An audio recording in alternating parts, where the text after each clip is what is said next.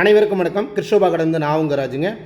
இந்த வீடியோ பதிவானது தடம் பதிப்போம் அதனுடைய இரண்டாவது வீடியோ பதிவு. சொல்லப்போனால் யூனிட் 1ல் அதாவது சுட்டெழுத்துக்கள் அப்படிங்கிற ஒரு டாப்பிக்கை தான் நம்ம இந்த வீடியோ பதிவில் பார்க்க போகிறோம். இந்த சுட்டெழுத்து நம்ம புக்கில், அதாவது நியூ புக்காக இருந்தாலும் சரி, ஓல்டு புக்காக இருந்தாலும் சரி, எங்கெங்கே இருக்குது அப்படிங்கிறதையும் நான் மென்ஷன் பண்ணியிருக்கேன். போன வீடியோ பதிவில் மென்ஷன் பண்ணாமல் விட்டேன். இனி ஒவ்வொரு டாப்பிக்கும் மென்ஷன் ஆகி தான் வரும். ஓகேங்களா? அப்புறம் அதை சார்ந்த புக் பேக் கொஸ்டின், அப்புறம் அதை சார்ந்து ப்ரீவியஸ் கொஸ்டின் இருக்குது அப்படின்னா அதையும் எடுத்துகிட்டு வந்திருக்கிறேன். அப்புறம் என்ன பண்ணுறது, இதை சார்ந்து அவுட் சோர்ஸ் எதாவது இருக்கா அப்படிங்கிறதையும் நான் கொண்டு வந்திருக்கிறேன். பார்த்துடலாம். சரிங்களா? இது எல்லாமே இந்த சுட்டெழுத்தை பொறுத்த வரைக்கும் பார்த்திங்கன்னா பெருசாக நம்ம புக்கில் இல்லை. ஒரு ரெண்டு இடத்துல தான் இருக்குது. அது நியூ புக்கில் ஒரு இடத்துலையும் ஓல்டு புக்லேயும் ஒரு இடத்துலையும் மட்டும்தான் கொடுத்துருக்காங்க. ஒரு 6 டாபிக் மட்டும்தான் இருக்கும். சுட்டெழுத்துக்களில் ஒரு 6 டாபிக் இருக்கும். அதை தெரிஞ்சால் நம்ம ஈஸியாக புரிஞ்சுக்கலாம். ஓகேங்களா? சரி, ஓகே, பார்த்துடலாம். வீடியோ பதிவுக்குள்ளே போவோம்.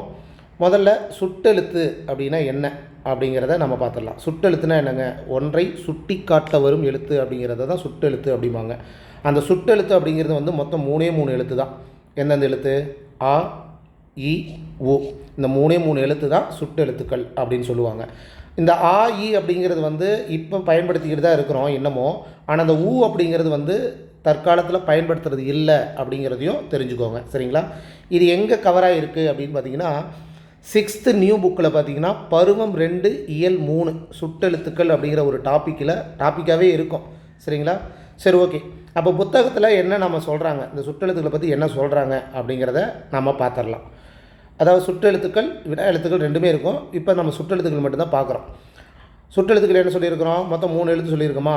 ஆ, இ, உ 3 எழுத்து சொல்லியிருக்கோமா? இந்த 3 எழுத்து சம்மந்தமாக மட்டும்தான் வரும். வேறு எந்த எழுத்தும் லிங்க் ஆகாது. பாருங்கள், அவன், இவள், அங்கு, இங்கு, அந்த, இந்த, அங்கே, இங்கே, இந்த மாதிரி சுட்டி காட்டுற மாதிரி தான் இருக்கும் எழுத்துக்கள் எல்லாமே. அங்கே, இங்கே, அவ, இவ, அங்கே, இங்கே அப்படிங்கிற மாதிரி இருக்கும். அப்போ இந்த எழுத்துக்கள் எல்லாமே என்ன சொல்கிறாங்க? சுட்டெழுத்துக்கள் அப்படின்னு சொல்கிறாங்க. அதாவது சொன்ன மாதிரி இந்த 2 எழுத்து தான் மேக்ஸிமம் இப்போ நம்ம பயன்படுத்துகிறோம். இந்த ஊ அப்படிங்கிற எழுத்து பயன்படுத்துறது இல்லை அப்படிங்கிறதான் புத்தகத்தில் இருக்கிற தகவல். ஓகேங்களா? அப்போ ஒன்றை சுட்டி காட்ட வரும் எழுத்துக்கு என்ன எழுத்து அப்படின்னு ஒரு கொஸ்டின் கேட்டாலும் நமக்கு தெரிஞ்சிருக்கணும். அதேமாதிரி சுட்டெழுத்துக்கள் எந்தெந்த எழுத்து அப்படின்னு கேட்டாலும் தெரிஞ்சிருக்கணும். அப்புறம் இந்த சுட்டெழுத்துக்கள் சம்மந்தமாக இன்னொரு டாபிக், இணைப்புச் சொல் அப்படிங்கிற ஒரு டாப்பிக்கு இருக்குது. அப்போ இந்த மாதிரி கேட்கலாம். ஆ, இ, ஊ ஆகிய 3 எழுத்துக்கள் சுட்டெழுத்துக்கள் ஆகும். டேஸ் இன்று ஊ என்னும் எழுத்தை சுட்டாக பயன்படுத்துவது இல்லை.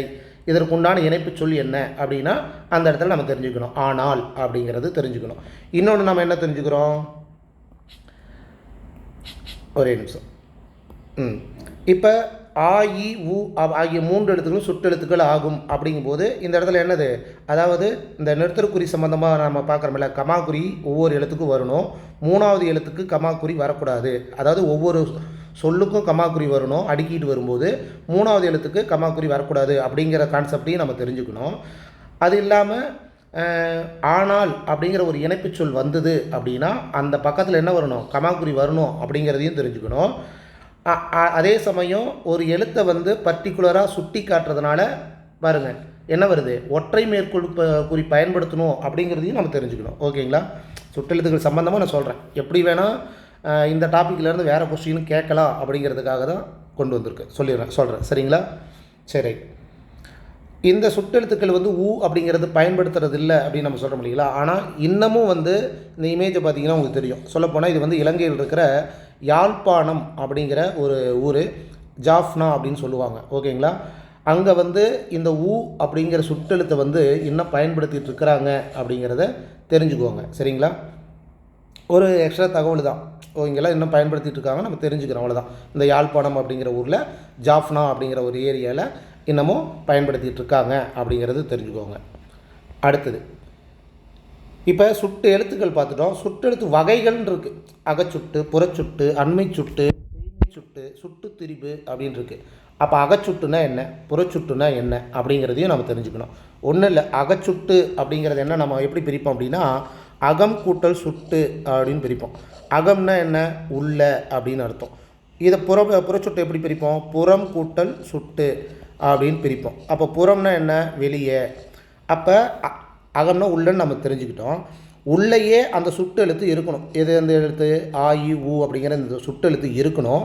இருந்தும் பொருள் தரணும். வெளியே போனால் பொருள் தராது. அப்படிங்கும்போது அதைத்தான் வந்து என்ன சொல்லுவோம், அகச்சுட்டு அப்படின்னு சொல்லுவோம். புறச்சுட்டு அப்படிங்கிறது இந்த சுட்டெழுத்துக்கள் 3மே வெளியே போயிட்டாலுமே பொருள் தரும், அவ்வளோதான். அதுதான் அகச்சுட்டு புறச்சுட்டு. அதை தான் வந்து விளக்கியிருப்பாங்க. எப்படி, இவன் அவன் இது அது இச்சொற்களில் உள்ள சுட்டு எழுத்துக்களை நீக்கினால், இந்த எழுத்துக்களை நீக்கிட்டோம்னா பொருள் தருவதில்லை. வண்ணு வண்ணு தூ தூ அப்படின்ட்டு பொருள் தராது. இவ்வாறு சுட்டெழுத்துக்கள் சொல்லின் உள்ளேயே இருந்து, அதைத்தான் அகத்தே இருந்து சுட்டுப்பொருளை தருவது என்ன சொல்லுவாங்க, அகச்சுட்டு அப்படின்னு சொல்லுவாங்க. ஓகேங்களா. அடுத்தது புறச்சுட்டுனா என்னது, இப்போ பாருங்கள், அவ்வானம் இம்மலை அப்படிங்கிற ஒரு சொல் இருக்குது. அப்படின்னா இன்னொன்று, இச்சொற்களில் உள்ள சுட்டெழுத்துக்களை நீக்கினாலும், இப்போ நான் ஆவை தூக்குறேன், ஈயை தூக்குறேன், இந்த ஈய இதான சுட்டெழுத்து, ஆ இ ஊ தானே சுட்டெழுத்து, சரி தூக்குறேன். இருந்தாலும் பாருங்கள், வானம் மலை நூல் அப்படின்னு ஏதோ ஒரு பொருள் தரும். சுட்டெழுத்துக்களை நீக்கினாலும் வெளியே போயிட்டாலும் அது வந்து பொருள் தரும். அதை தான் வந்து என்ன சொல்கிறாங்க, புறச்சுட்டு அப்படின்னு சொல்கிறாங்க. ஓகேங்களா. அப்போ நம்ம வந்து அகச்சுட்டை பிரித்தா அகம் கூட்டல் சுட்டுன்னு தெரிஞ்சுக்கணும். அகச்சுட்டு வந்து உள்ளேயே இருந்த பொருள் தரும், வெளியே போயிட்டால் பொருள் தராது, அதையும் தெரிஞ்சுக்கணும். புறச்சுட்டு அப்படிங்கிறது புறம் கூட்டல் சுட்டு அப்படிங்கிறது தெரிஞ்சுக்கணும். அந்த சுட்டெழுத்துக்கள் வெளியே போயிட்டாலும் பொருள் தரும் அப்படிங்கிறதான் புறச்சுட்டு. அப்படி கொஸ்டினை வந்து எப்படி வேணால் கேட்டாலும் நமக்கு இந்த 2 டாப்பிக்கும் தெரிஞ்சிருக்கணும் அப்படிங்கிறது தான். இதை இன்னும் கொஞ்சம் டீட்டெயிலாக சொல்லணும் அப்படின்னா பாருங்கள், அகச்சுட்டு ஒரு சொல்லின் அகத்தே உள்ளே நின்று சுட்டுப்பொருளை தருவது அகச்சுட்டு அப்படின்னு சொல்கிறாங்க. அதுக்கு எக்ஸாம்பிள் பாருங்கள், இந்த 3 எழுத்து தான் வரும். ஆ இ உ, இந்த 3 எழுத்து தான் வந்து அந்த சொற்களாக இருக்கும். அவன் அவள் அவர் அது அவை, இவன் இவள் இவர் இது இவை, உது உவன், இதெல்லாம் வந்து அந்த சுட்டு சொற்கள். ஓகேங்களா. இதில் எல்லாத்தையுமே இந்த சுட்டு சொற்களில் தூக்கிட்டீங்க அப்படின்னா பொருள் தராது. அதை தான் அகச்சுட்டு அப்படிங்கிறாங்க. இது புறச்சுட்டு அதேமாரி தான். அப்பையன் இவ்வீடு உப்பக்கம் அப்படிங்கும்போது இந்த 3ஐயும் நம்ம தூக்கிட்டாலுமே வெளியே போயிட்டாலுமே பொருள் தரும். இதை தான் புறச்சுட்டு அப்படின்னு சொல்கிறாங்க. தெரிஞ்சுக்கோங்க, நோட் பண்ணிக்கோங்க. அடுத்தது அகச்சுட்டு பார்த்துட்டோம், புறச்சுட்டு பார்த்துட்டோம். அதேமாரி அண்மை சுட்டுன்னு ஒன்று இருக்குது, செய்மை சுட்டுன்னு ஒன்று இருக்குது. அது என்ன அண்மை சுட்டு அப்படின்னா, அண்மைனா தெரியுமில்ல, பக்கத்தில் அருகில் அப்படின்னு அர்த்தம். செய்மைனா தொலைவில் தூரம் அப்படின்ட்டு அர்த்தம். அப்போ அண்மை சுட்டு அப்படிங்கிற அந்த சொற்கள் வந்து பக்கத்தில் இருக்கிற சுட்டி காட்டக்கூடிய சொற்கள் அப்படிங்கிறது. அப்போ இதற்குண்டான எழுத்து அப்படின்னா என்னது, ஈ அப்படின்னு தான் ஸ்டார்ட் ஆகும். எப்படின்னு பாருங்களேன், இவன் இவர் இது இவை இம்மரம் இவ்வீடு, இதெல்லாம் என்னது, பக்கத்தில் இருக்கிற சொற்கள், சொல்லக்கூடிய சொற்கள். அப்போ அருகில் உள்ளவற்றை சுட்டுகின்றன. எனவே இது அண்மை சுட்டு எனப்படும். அண்மை சுட்டுக்குரிய எழுத்து ஈ ஆகும். இதை நோட் பண்ணிக்கணும். ஓகேங்களா. செய்மை சுட்டு, இது என்னென்ன, செய்மைனா தூரத்தில் சுட்டி காட்டக்கூடிய சொற்களை வந்து என்ன சொல்கிறோம், செய்மை சுட்டு அப்படின்னு சொல்கிறோம். அவள் அவர் அது, இது எல்லாமே பார்த்திங்கன்னா தூரத்தில் இருக்கிற சொற்கள். இதை வந்து என்ன சொல்கிறாங்க, செய்மை சுட்டு அப்படின்னு சொல்கிறாங்க. இதுவும் தெரிஞ்சுக்கோங்க. இதில் எக்ஸ்ட்ராவாக நம்ம என்ன படிக்கும்போதே நம்ம தெரிஞ்சுக்கலாம். அதாவது பாருங்கள், இந்த கமாக்குறி பாருங்கள் அடுக்கிட்டு வர்றதுனால ஒவ்வொன்றா வருது, லாஸ்ட்டுக்கு மட்டும் வராது. அப்போ தெரிஞ்சுக்கிறோம் இந்த மாதிரி வந்து அடுக்கிட்டு வரும்போது சொற்களுக்கு இடையில் கமாக்குறி வரணும், கடைசிக்கு மட்டும் வரக்கூடாது அப்படிங்கிறது. அதேமாரி இங்கே ஒரு இணைப்பு சொல் வந்து லிங்க் ஆகிருக்கு. அப்போ இச்சொற்கள் நம்ம அருகில் உள்ளவற்றை சுற்றுகின்றன அப்படிங்கும்போது எனவே அப்படின்ட்டு தான் நம்ம இணைப்பு சொல்லை பயன்படுத்தணும். அப்போ இணைப்பு சொல் பக்கத்தில் எப்பயுமே என்ன வரணும், கமாக்குறி வரணும் அப்படிங்கிறதையும் நம்ம தெரிஞ்சுக்கணும். இன்னொன்று என்ன, இங்கே பாருங்கள், இது வந்து அண்மை சுட்டு. ஆ வந்து உயிரெழுத்துக்கு முன்னாடி என்ன வரணும், இஃது, அதாவது அக்கு போட்ட இஃது அப்படிங்கிற மாதிரி தான் வரணும். அதுவும் தெரிஞ்சுக்கோங்க. உயிர்மை எழுத்தாக இருந்தால் மட்டும்தான் இது வரும், அதாவது இது வரும் அப்படிங்கிறதையும் தெரிஞ்சுக்கோங்க. அப்புறம் பர்டிகுலராக ஒரு எழுத்தை வந்து சுட்டி காட்டுறதுனால ஈ அப்படிங்கிறதையும் இருக்குது அப்படிங்கும்போது அதுவும் தெரிஞ்சுக்கோங்க. இந்த மாதிரி நம்ம ஒவ்வொரு டாப்பிக்கும் புக்கில் படிக்கும்போது அங்கே இணைப்பு சொல் வருதா, இல்லை வந்து நிறுத்தல் குறி சம்மந்தமாக எதாவது வருதா அப்படிங்கிறதையும் நீங்கள் அப்பப்போ பார்த்துக்கிட்டிங்கன்னா அந்த டாபிக் வரும்போது உங்களுக்கு கொஞ்சம் யூஸ்ஃபுல்லாக இருக்கும். ஓகேங்களா. இங்கேயும் பாருங்கள், செய்மை சுட்டுக்குரிய எழுத்து ஆ அப்படின்னு சொன்னதுனால அது பர்டிகுலராக சொல்கிறதுனால ஒற்றை மேற்கோள் குறி பயன்படுத்துகிறாங்க அப்படிங்கிறதையும் தெரிஞ்சுக்கணும். ஓகேங்களா. எனவே அப்படிங்கிறது இந்த இடத்துல வரணும் அப்படிங்கிறதையும் தெரிஞ்சுக்கோங்க.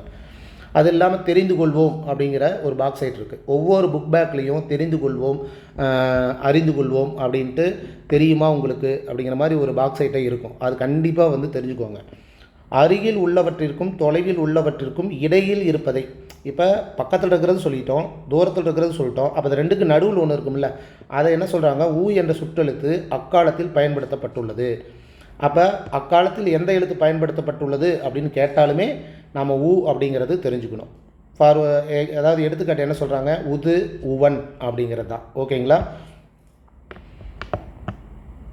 அடுத்தது அதை தான் வந்து கொஞ்சம் எக்ஸாம்பிளோட கொண்டு வந்திருக்கிறேன், அவ்வளோதான். ஏன்னா இந்த டாப்பிக்கை பொறுத்த வரைக்கும் பெருசாக வந்து ப்ரீவியஸ் கொஸ்டினும் இல்லை. இந்த டாபிக் ஒரு மொத்தம் 6 டாபிக் இருக்கிறதுனால இந்த 6 டாபிக் சம்மந்தமாக என்ன கொஸ்டின் கேட்பாங்க அப்படிங்கிறதையும் நான் பின்னாடி கொண்டு வந்திருக்கேன். அதையும் நம்ம பார்த்துடலாம். அண்மையில் ஒரு அப்படின்ட்டு சொல்கிறோம், இதை நம்ம இப்போ பார்த்துட்டோம். ஓகேங்களா. அது பிடிஎஃபாக இருக்கும்போது கொஞ்சம் பார்த்துக்கோங்க. இந்த எக்ஸாம்பிள் கொஞ்சம் புரியும், அவ்வளோதான், வேறு ஒன்றும் இல்லை. அடுத்தது இப்போ அண்மை சுட்டு பார்த்துட்டோம், செய்மை சுட்டு பார்த்துட்டோம், அகச்சுட்டு பார்த்துட்டோம், புறச்சுட்டு பார்த்துட்டோம். அப்போ இன்னும் ஒரு டாபிக் இருக்குது. என்னது, சுட்டுத்திரிபு அப்படின்ட்டு இருக்குது. சுட்டுத்திரிபில் எந்த ரீ வருது, இந்த ரீ வருது, அதையும் தெரிஞ்சுக்கணும். ஓகேங்களா. சுட்டுத்திரிபு அப்படிங்கும்போது இத்து வரணும். ஏன்னா சுட்டு அப்படிங்கிறது வந்து குற்றியலுகிற சொற்களுக்கு முன்னாடி வல்லினம் வருது, கசரதவிர. அப்போ குற்றியலுகிற சொற்களுக்கு முன்னாடி வல்லினம் மிகும் அப்படிங்கிற கான்செப்ட் பிரகாரம் சுட்டுத்திரிபு அப்படின்னு வரணும். அதுவும் தெரிஞ்சுக்கோங்க. சரிங்களா. அகச்சுட்டு புறச்சுட்டு அப்படிங்கிற இடத்துலையும் பாருங்கள் இச்சு வரும், அதையும் நோட் பண்ணிக்கோங்க. சரி, ஓகே. அடுத்தது சுட்டுத்திரிபு அப்படின்னா என்ன அப்படின்னா, அம்மரம் இவ்வீடு ஆகியவை புறச்சுட்டுகள் என்பதை அறிவோம். சரி, ஓகே, இது நமக்கு தெரியும். ஏன், இந்த எழுத்து போயிட்டாலும் பொருள் தரும் அப்படிங்கிறதுனால. இச்சொற்களை விரித்து அந்த மரம் இந்த மரம் அந்த இந்த அப்படிங்கிற மாதிரி திரிஞ்சு வருது அப்படின்னா அதை தான் என்ன சொல்கிறாங்க, சுட்டு திரிபு. திரிபுனா திரிஞ்சு வருது, அவ்வளோதான். ஆகிய சுட்டு எழுத்துக்கள், இந்த 2 எழுத்துக்கள் மாற்றம் பெற்றுனா என்ன, திரிந்து அந்த இந்த என வழங்கும்போது அதை தான் என்ன சொல்கிறாங்க, சுட்டு திரிபு அப்படின்னு சொல்கிறாங்க. நோட் பண்ணிக்கோங்க. இது வந்து கற்பவை கற்றபின் அப்படின்னு இருக்கும். என்ன கேட்குறாங்க, கரிகாலனும் இந்த மாதிரி ஒரு வாக்கியத்தை கொடுத்துட்றாங்க. இந்த இடத்துல நோட் பண்ணி பாருங்களேன். அதாவது வந்து கரிகாலனும் அவனுடைய தங்கை மலர்கொடியும் பூங்காவிற்கு சென்றனர். 2 பேர் போகிறாங்க. அந்த கணக்கு பூக்கள் மலர்ந்துருதுன்னா 2 பேர் போகிறதுனால அவங்க பேசிக்கிறதுனால என்ன வருது, டபுள் கொட்டேஷன் வருது. அதையும் தெரிஞ்சுக்கோங்க. ஓகேங்களா. இந்த மலரை பார், அந்த மலரை விட அழகாக உள்ளது என்றான் கரிகாலன் அப்படிங்கும்போது 2 பேர் பேசிகிட்டு இருக்கிறதுனால தான் அந்த டபுள் கொட்டேஷன் வருது அப்படிங்கிறதையும் தெரிஞ்சுக்கோங்க. ஓகேங்களா. இப்பத்தியில் உள்ள சுட்டுச்சொற்களை எடுத்து எழுதுக அப்படிங்கிறாங்க. சுட்டுச்சொற்கள்னால் என்னென்ன இருக்குது அப்படின்னு பார்க்கணும். அவனுடைய, அங்கு, அப்புறம் இங்கு, அப்புறம் இம்மலர், அம்மலர், அப்புறம் இந்த, அந்த, இது எல்லாமே சுட்டுச்சொற்கள் தானே. அப்போ தெரிஞ்சுக்கணும் இதெல்லாம் வந்து சுட்டுச்சொற்கள் அப்படின்ட்டு. நீங்கள் அன்றாடம் பயன்படுத்தும் சுற்றுச்சொற்களை சிலவற்றை எழுதுக. அது தேவையில்லை நமக்கு. ஓகே. அடுத்தது இப்போ நியூ புக்கில் ஒரு இடத்துல இருக்குது, அதை பற்றி நம்ம பார்த்துட்டோம். ஓல்டு புக்கில் என்ன சொல்கிறாங்க அப்படிங்கிறதையும் நம்ம பார்த்துடலாம். அதை சார்ந்து கொஞ்சம் எக்ஸ்ட்ரா தகவல் ஒன்று இருக்கும், அதையும் பார்த்துடலாம். எங்கே பாருங்கள் 6th ஓல்டு புக்கில் பார்த்தீங்கன்னா பருவம் 2ல் இயல் 3ல் இலக்கணமும் மொழித்திறனும் அப்படின்ட்டு ஒரு பாக்ஸ் சைட் இருக்கும். இதுதான் அது. புக் எடுத்து பார்த்தீங்கன்னா இந்த வீடியோ பதிவு பார்த்து முடித்ததுக்கப்புறம் நீங்கள் பார்க்கும்போது கொஞ்சம் ஈஸியாக இருக்கும், வேறு ஒன்றும் இல்லை. என்ன சொல்கிறாங்கன்னு பாருங்கள். அவன் அவள் அவர் இவன் இவள் இவர் அது இவை என்னும் சொற்கள் குறிப்பிட்ட மனிதரையோ பொருளையோ சுட்டிக்காட்ட உதவின. இப்படி சுட்டி சொல்ல உதவும் எழுத்துக்கள் 2. அவை ஆ இ. இந்த ஊ எழுத்து பயன்படுத்துறதில்ல அப்படிங்கிறத அந்த புக்கில் இருக்கிறத இங்கே வந்து சொல்லியிருக்காங்க. இருந்தாலும் எக்ஸ்ட்ரா தகவல் என்ன சொல்கிறாங்க, உதுக்கான் என்றால் சற்று தொலைவில் பார் என்பது பொருள். அப்போ உதுக்கான் அப்படின்னா என்ன அப்படிங்கிறது நம்ம தெரிஞ்சுக்கணும். சற்று தொலைவில் பார் அப்படின்ட்டு. உப்பக்கம் அப்படின்னா முதுகு பக்கம் அப்படின்ட்டு தெரிஞ்சுக்கணும். இங்கே பக்கம் இருக்கிறதுனால ஈஸியாக தெரிஞ்சுக்கலாம். முதுகு பக்கம் அப்படின்ட்டு. உம்பர் அப்படின்னா அப்பர்னு இங்கிலீஷில் வந்து நம்ம சொல்கிற மாதிரி ஞாபகம் வச்சுக்கோங்க. அப்பர்னா மேலே அப்படிங்கிற மாதிரி ஞாபகம் வச்சுக்கோங்க. ஓகேங்களா. இப்பொழுது சுட்டி சொல்ல நாம் ஊ எழுத்தை பயன்படுத்துவதில்லை. இது நம்ம தகவல் தெரிஞ்சுக்கிட்டோம். அப்போ இன்னொன்று என்ன பண்ணுறோம், உதுக்கான் என்றால் கமா சற்று தொலைவில் பார் என்பது பொருள் அப்படின்னா அதனுடைய அர்த்தத்தை சொல்லும்போது ஒற்றை மேற்கோள் குறி வரணும் அப்படிங்கிறதான் அர்த்தம். இங்கே 2 பேர் உரையாடல் கிடையாது, அதனால தான் ஒற்றை மேற்கோள் குறி பயன்படுத்துகிறாங்க. அது பாருங்க, உப்பக்கம் என்றால் அப்படிங்கும்போதே கமாக்குறி வருது அப்படிங்கிறதையும் தெரிஞ்சுக்கோங்க. ஓகேங்களா. சரி, ரைட். இப்போ புக் சோர்ஸை பார்க்குறோம், புக் பேக் கொஸ்டினும் இருக்குது. அது சார்ந்து அவுட் சோர்ஸில் இந்த சுட்டெழுத்துக்கள் சம்மந்தமாக எதாவது இருக்கா அப்படின்னு சர்ச் பண்ணும்போது திருக்குறளில் ஒரு குறள் இருக்குது. 1185வது குறளில் பார்த்திங்கன்னா, உவக்கான் என் காதலர் செல்வார் இவக்கான் என் மேனி பசப்பு ஊர்வது அப்படின்ட்டு ஒரு திருக்குறள் வள்ளுவர் எழுதிட்டு போயிருக்கார். அப்போ இந்த இடத்துல நாம் என்ன பார்க்கணும், உவக்கான் இவக்கான் அப்படின்னு இருக்குது. அப்போ இதனுடைய அர்த்தம் நமக்கு தெரிஞ்சிருக்கணும். உவக்கான் அப்படின்னா என்ன, முதல்ல இதனுடைய இந்த திருக்குறளோட விளக்கத்தை நம்ம தெரிஞ்சுக்கலாம். என்ன சொல்கிறாங்க, காதலர் என்னை விட்டு சிறிது தூரம் செல்கிறார் என்றாலும் என் உடம்பில் உடனடியாக பசப்பு நிறம் படர்ந்து விட்டது அப்படிங்கிறது அர்த்தம். அதாவது ரொம்ப தூரத்தில் இல்லை அப்படின்னாலும் என் உடம்புல பசப்பு நிறம் படர்ந்து விட்டது அப்படின்னு சொல்கிறாங்க.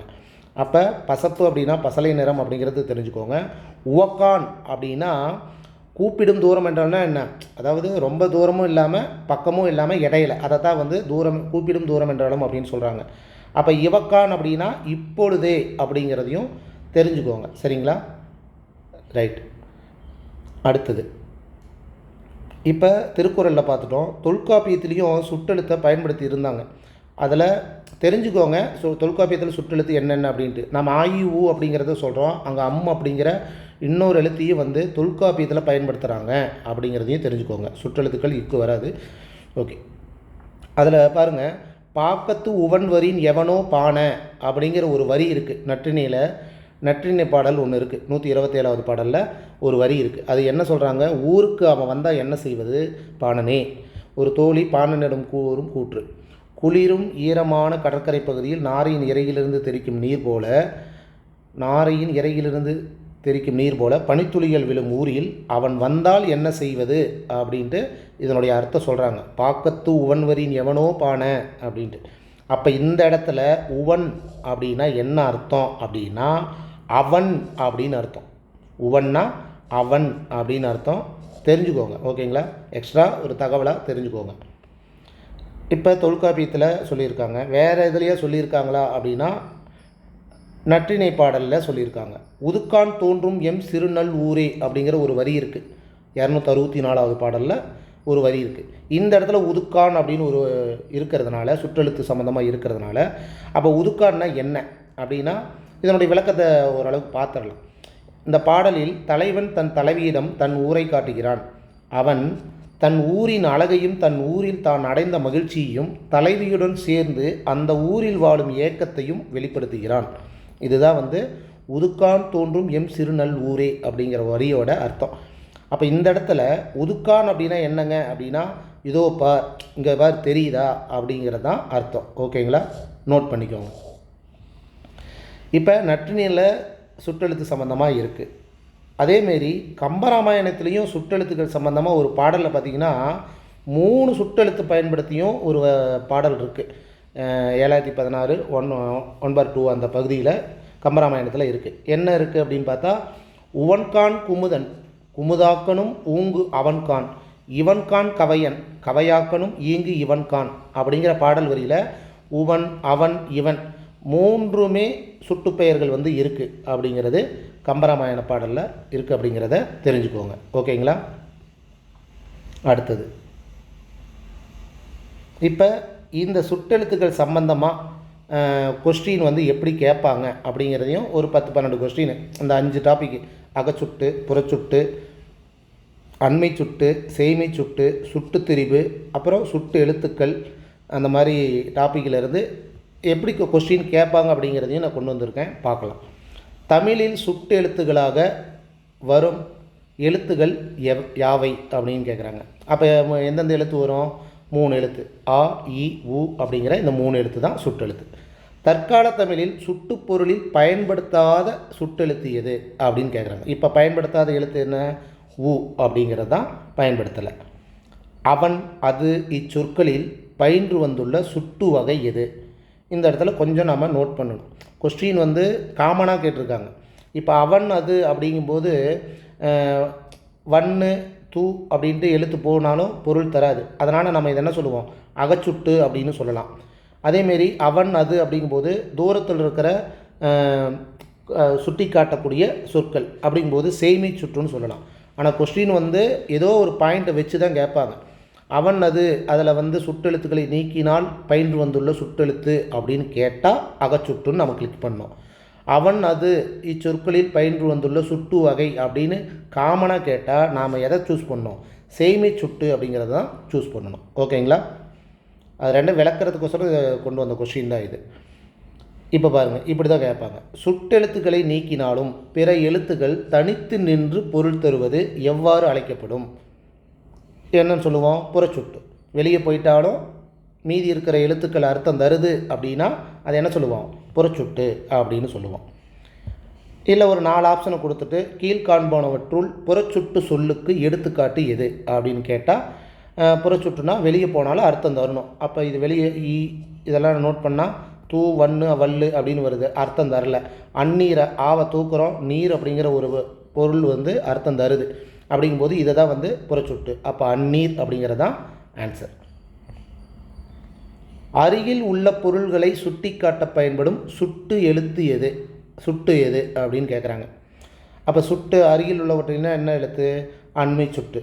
அப்போ அண்மை சுட்டுக்குரிய எழுத்து எது அப்படின்னு கேட்டாலும் அண்மை சுட்டுனா உடனே ஆண் போட்டக்கூடாது. அண்மை சுட்டுனா வந்து என்ன பக்கத்தில் இருக்கவங்க என்னன்னு சொல்கிறோம்? இவன், இவர், இங்கு அப்படின்னு தானே சொல்கிறோம். அப்போ ஈ அப்படிங்கிறத ஸ்டார்ட் ஆகும். ஈ தான் நம்ம யோசிக்கணும். அண்மை சுட்டுனா ஈ, செய்மை சுட்டுனா ஆ. அப்படிங்கும்போது இந்த இடத்துல கொஞ்சம் குழப்பிக்கூடாது. ஆனா அண்மை சுட்டுனா ஆ அப்படின்னு டக்குன்னு நம்ம ஆன்சர் பண்ணிடுவோம். கொஞ்சம் கவனமாக பார்க்கணும். அடுத்தது, தொலைவில் உள்ள பொருள்களை சுட்டி காட்ட பயன்படும் சுட்டு எது அப்படின்னு கேட்கலாம் இந்த டாப்பிக்கை வச்சு. அப்போ என்ன வரும்? செய்மை சுட்டு. தொலைவில்னா செய்மை அப்படின்ட்டு தெரிஞ்சுக்குவாங்க.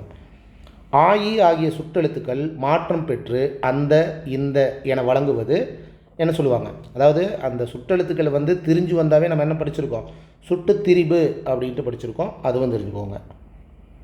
கீழ்காண்பனவற்றுள் சுட்டு திரிபு சொல்லுக்கு சான்று எது அப்படிங்கிறாங்க. அப்போ திரிஞ்சு வருதை நம்ம என்ன சொல்லுவோம்? அந்த இந்த அப்படின்னு தானே நம்ம சொல்லுவோம். அப்போ அந்த வீடு அப்படிங்கிறது தான் சரியான சுட்டு திரிபு சொல். அடுத்தது, ஆ என்பது என்ன சுட்டு? இப்படி கேட்கலாம். இப்போ எப்படி நம்ம அண்மை சுட்டுக்குரிய எழுத்துன்னு கேட்கலாம், இல்லை அந்த எழுத்தை வச்சு என்ன சுட்டுன்னு கேட்கலாம். அப்போ ஆ என்பது செய்மை சுட்டு, அண்மை சுட்டுக்கு வந்து ஈ வரும். அந்த மாதிரி தெரிஞ்சுக்கணும். ஓகேங்களா? கனிமொழி டேஸ் மரத்தின் அடியில் அமர்ந்து மடிக்கணினியில் பாடங்களை செய்கிறாள். அப்போ இந்த இடத்துல நம்ம யோசிப்போம். இதில் 2 விதமாக நம்ம வந்து ஆப்ஷன் வரும். கனிமொழி அந்த மரத்தின் அடியில் அமர்ந்து மடிக்கணினியில் பாடங்களை செய்கிறார் அப்படிங்கிறது வரும். காமனாக நம்ம வந்து எந்த மரத்தின் அடியில் அமர்ந்து மடிக்கணினி செய்கிறாள் அப்படிங்கிற ஒரு கொஸ்டினாக கூட வரும். இங்கே கொஸ்டின் அப்படிங்கிறது ஒன்று வரலை, அதை ஒன்று நோட் பண்ணிக்கலாம். அதனால் எந்த அப்படிங்கிறது வராது ஒன்று. இன்னொன்று வந்து ஆ இ உ அதுதானே சுட்டெழுத்து. அப்போ அந்த இந்த உந்த அந்த மாதிரி தான் வரும், தவிர ஏ அப்படின்னு வராது. அப்போ அந்த கன்ஃபார்ம் வந்து ஏ வந்து வரக்கூடாது சுட்டெழுத்து சம்மந்தமாக. அப்போ எந்த அப்படிங்கிறது வராது அப்படின்ட்டு. ஓகேங்களா? 2 விதமாக பார்க்கும்போது எந்த அப்படிங்கிறது வராது. இங்கே கொஸ்டின் மார்க் இல்லை, அதனால் எந்த வராது. ஏ அப்படிங்கிறது வந்து சுட்டெழுத்து இல்லை, அதனால் எந்த அப்படிங்கிறது வராது. அப்போ அந்த அப்படிங்கிறது தான் சரியான ஆன்சர். ஓகேங்களா? சரி, ஓகே. இதை சார்ந்து புக் பேக்கில் எங்கே இருக்குது அப்படின்ட்டு அந்த கொஸ்டினையும் நம்ம பார்த்துடலாம். இப்போ என் வீடு டேஸ் உள்ளது, எந்த சுற்றெழுத்து பயன்படுத்தலாம்? என் வீடு அது உள்ளதா, அங்கே உள்ளதா, அங்கே, அவ்வளோதான். தம்பி இவர்னா இங்கே வா அப்படின்னு தான் வரும். கரெக்டுங்களா? தம்பி இங்கே வா. நீர் எங்கே தேங்கி இருக்கிறது அப்படி தான் வரும். இதெல்லாம் கொஞ்சம் ஈஸியாக நம்ம அடிச்சுக்கலாம். யார் அவர் தெரியுமா அப்படின்னு தான் நம்ம எழுதணும். யார் அவர் தெரியுமா. உன் வீடு எங்கே உள்ளன அப்படின்ட்டு தான் நம்ம ஆன்சர் பண்ணணும். சரி, ரைட். இப்போ இந்த டாபிக் பொறுத்த வரைக்கும் அகச்சுட்டு புறச்சுட்டுன்னு நம்ம பார்த்துட்டோம். இதில் இன்னும் ஒன்று இருக்குது. அதாவது புக்கில் இல்லாத ஒரு தகவல், அகவினா புறவினா அப்படின்னு ஒன்று இருக்குது. அது என்ன அகவினா, அது என்ன புறவினா அப்படின்னு கேட்டிங்கன்னா ஒன்றும் இல்லை. அந்த சொற்கள் வந்து கேள்வியாக இருக்குது அப்படின்னா அது அகவினா. அகச்சுட்டை பொறுத்த வரைக்கும் இங்கே பாருங்கள், ஒரு சொல்லின் அக உறுப்பாக அமைந்து அச்சொல்லை விட்டு பிரிக்க முடியாததாகவும் பிரித்தால் பொருளற்று விடுவதாகவும் வருவது அகவினா அப்படின்னு சொல்லுவாங்க. ஓகேங்களா? அக உறுப்பாக அமைந்து அது சொல்லை விட்டு பிரிக்க முடியாததாகவும் பிரித்தால் பொருளற்று விடுவதாகவும் வருவது அக வினா அப்படின்ட்டும் சொல்லுவாங்க, தெரிஞ்சுக்கோங்க. அது வந்து அந்த சொல் வந்து வினா சொல்லாக இருக்கும். ஓகேங்களா? புறவினா அதே தான். வெளியே போயிட்டாலும் அந்த சொல் வந்து கேள்வியாக இருக்குது அப்படின்னா அது என்ன சொல்லுவாங்க? புறவினா அப்படின்னு சொல்லுவாங்க. ஓகேங்களா? இப்போ அது எக்ஸாம்பிளோட நான் உங்களுக்கு ஷார்ட்கட்டாக நான் சொல்கிறேன், அப்போ தான் உங்களுக்கு புரியும். ஓகேங்களா? ஆக மொத்தம் அகவினா புறவினா அப்படிங்கிறது தெரிஞ்சுக்கோங்க. அப்போ அந்த புறவினானா புறச்சுட்டை ஞாபகம் வச்சுக்கோங்க, அகவினானா அகச்சுட்டை ஞாபகம் வச்சுக்கோங்க. ஓகேங்களா? ஆக மொத்தம் இந்த சுட்டெழுத்துக்கள் அப்படிங்கிறது இந்த ஒரே ஒரு பகுதி தான். இந்த ஒரு பகுதியை வந்து தெரிஞ்சுக்கிட்டிங்கன்னா வேலையே முடிஞ்சுது. ரீகால் பண்ணுற மாதிரி பார்த்துக்கோங்க. சுட்டெழுத்துக்கள் அப்படின்னா இந்த 3 எழுத்து. சுட்டெழுத்துக்கள் என்னென்ன வகை இருக்குது? அகச்சுட்டு, புறச்சுட்டு, சுட்டுத்திரிவு, இந்த மாதிரி இருக்குது. அண்மை சுட்டு, செய்மை சுட்டுன்ட்டு. அப்போ அகச்சுட்டு அப்படின்னா என்ன? சுட்டெழுத்தை நீக்கினால் பொருள் தராது அப்படிங்கிறத தெரிஞ்சுக்கோங்க. சுட்டெழுத்தை நீக்கினாலும் பொருள் தரும் அப்படிங்கிறது புறச்சுட்டு. அவ்வளவுதான். அண்மை சுட்டுனா அண்மையில் சுட்டுவன அண்மை சுட்டு. தொலைவில் உள்ள பொருளை சுட்டி காட்டக்கூடிய எழுத்துக்கள் வந்து சொற்கள் வந்து செய்மை சுட்டு. அவ்வளோதான். இந்த சுட்டெழுத்துக்கள் வந்து அந்த இந்த அப்படின்ட்டு திரிஞ்சு வருது அப்படின்னா அது சுட்டுத்திரிவு. அவ்வளோதாங்க. சுட்டெழுத்துக்கள் சம்மந்தமாக இதுதான். ஓகேங்களா? இதை சார்ந்து வந்து கொஸ்டின் வேறு எதுவுமே இல்லை, நானும் வந்து பார்த்துட்டேன். அப்போ இந்த வீடியோ பதிவு உங்களுக்கு சுட்டெழுத்துக்கள் சம்மந்தமாக என்னென்ன இருக்குது அப்படிங்கிறத முழுசாக கொண்டு வந்துட்டேன். வீடியோ பதிவு பார்த்ததுக்கப்புறம் அதை நீங்கள் படிச்சிங்கன்னா கொஞ்சம் யூஸ்ஃபுல்லாக இருக்கும். இந்த எக்ஸ்ட்ரா தகவலை வந்து நோட் பண்ணி வச்சுக்கோங்க, தெரிஞ்சுக்கோங்க. ஓகேங்களா? சரி, ஓகே. இந்த வீடியோ பதிவு உங்களுக்கு யூஸ்ஃபுல்லாக இருக்குதுன்னு நினைக்கிறேன். மீண்டும் அடுத்த வீடியோ பதிவு யூனிட் 1ல் அடுத்த டாபிக் எந்த எழுத்துக்கள் அப்படிங்கிறத வச்சு நான் வீடியோ பதிவாக உங்களுக்கு கொடுக்குறேன். இந்த வீடியோ பதிவு பிடிச்சிருந்தால் லைக் கொடுங்க, கமெண்ட் பாக்ஸில் உங்கள் கருத்துக்களை சொல்லுங்கள். நான் முடிஞ்ச அளவுக்கு புக்கில் எங்கெங்கே இருக்குது அப்படிங்கிறத நான் மென்ஷன் பண்ணி கொண்டு வந்துடுறேன். சரிங்களா? ஓகே. இந்த வீடியோ பதிவு உங்களுக்கு யூஸ்ஃபுல்லாக இருக்குன்னு நினைக்கிறேன். மீண்டும் அடுத்த வீடியோ பதிவில் நான் மறுபடியும் உங்களை சந்திக்கிறேன். இத்துடன் கிருஷோபா அகாடமி வந்து நான் உங்கள் ராஜுங்க. தேங்க்யூ.